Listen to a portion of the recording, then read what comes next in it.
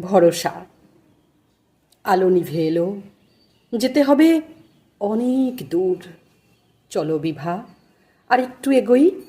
ছাতাটা শক্ত করে ধরো।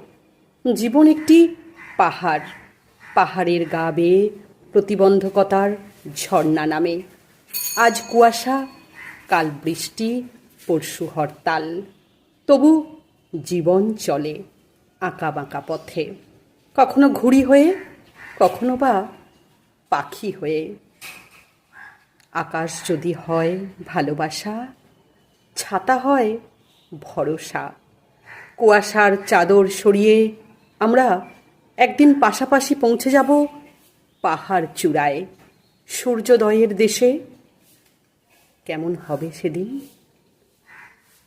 কলমে অধীর কুমার রায়, কণ্ঠে আমি মনিকা দা।